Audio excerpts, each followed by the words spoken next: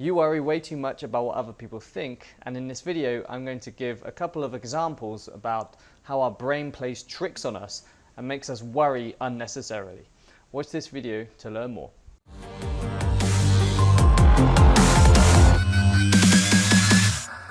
Imagine I gave you a really ridiculous t-shirt to wear. This is a t-shirt that you would not be seen dead in, and then I told you to walk into a room full of people.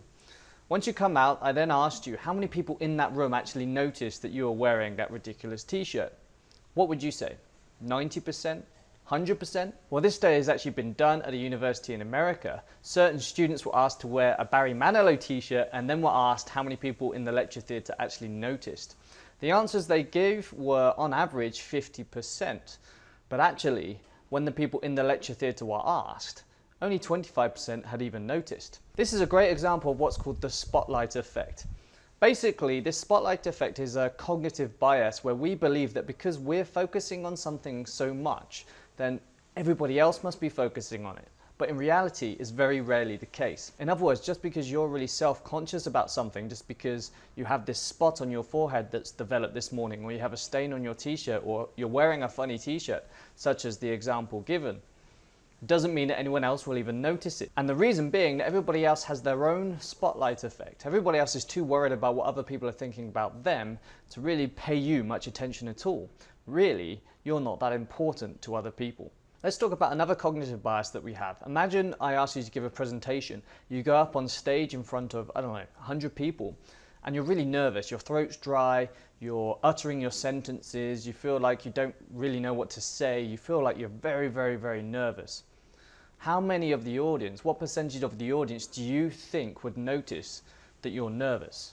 Well, this study has also been done, and it turned out that the audience really didn't have a clue about who was nervous giving a presentation and who wasn't. The psychological term for this is called the illusion of transparency. That's where we believe that our inner feelings, our inner emotions are completely transparent to anybody around us, that people can just kind of look inside and see when we're feeling nervous or see when we're feeling excited. In reality though, humans are actually pretty bad at doing this. Just because you feel nervous, just because you're on stage and you're shaking and you're feeling nervous about what you have to say, doesn't mean anybody else will pick up on this. It gets actually much more interesting than this, because if I take you and I tell you that 1, it's normal to feel nervous when you give a talk, and 2, even if you are feeling nervous, nobody in the crowd will notice, and it's been scientifically proven that this is the case, then you immediately perform better, because you stop worrying about what other people are thinking and you start focusing on what you're trying to do, which is giving an awesome presentation. So here's why I wanted to make this video. We place a lot of emphasis on what other people think about us, but in reality, people aren't really noticing much about us at all, and also they don't really care.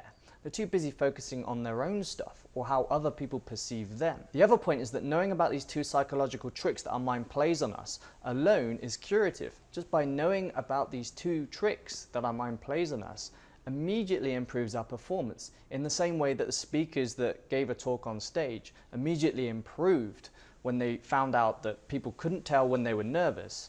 The same is true for you. So what I'm saying is, the next time that you feel awkward about something that you're doing and you're worried a lot about what other people are thinking, remember these two biases. Remember that we overestimate how much people focus on us, and we think that people can see how we feel when they actually can't. So remember these two biases and realize that, hold on, this doesn't really matter. It doesn't really matter what other people think, and they're probably not thinking about me anyway. Just go ahead and do whatever it is you have to do. The bottom line is, if you realized how little people were thinking about you, you would stop worrying about it at all, and you just get on with whatever you need to do. I hope you liked this video. If you do like this video, like the video and subscribe to the channel. I make videos like this on a weekly basis, so if you subscribe, a little notice will pop up next week and you'll see the new video that I published.